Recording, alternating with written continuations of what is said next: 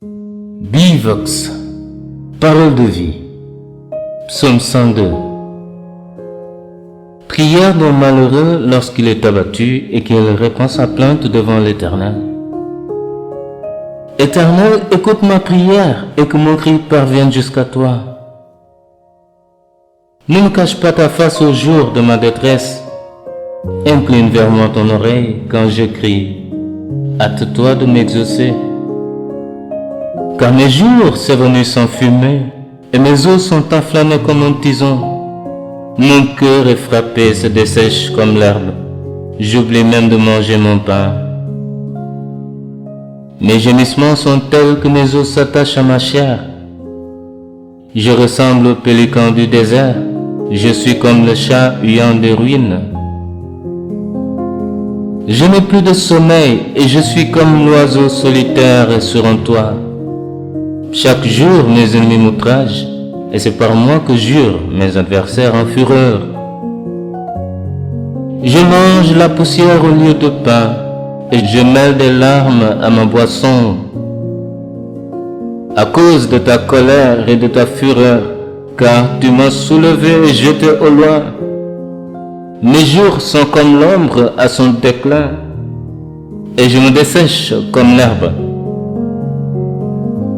Mais toi, Éternel, tu règnes à perpétuité, et ta mémoire dure de génération en génération. Tu te lèveras, tu auras pitié de Sion, car le temps d'avoir pitié d'elle, le temps fixé est à son terme. Car tes serviteurs en aiment les pierres, ils en chérissent la poussière. Alors les nations craindront le nom de l'Éternel, et tous les rois de la terre ta gloire. Oui, l'Éternel rebâtira Sion, il se montrera dans sa gloire. Il est attentif à la prière du misérable, il ne dédaigne pas sa prière.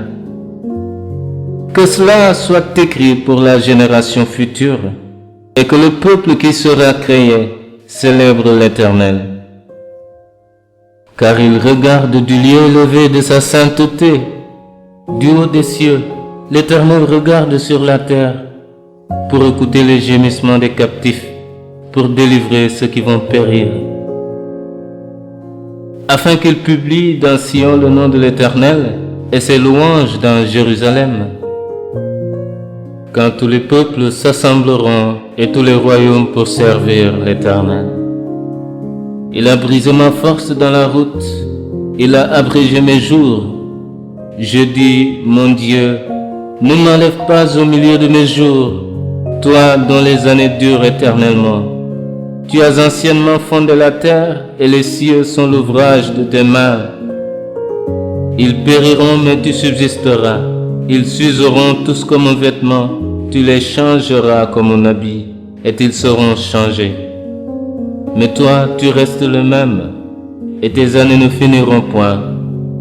Les fils de tes serviteurs habiteront leur pays, et leur postérité s'affermira devant toi. Amen.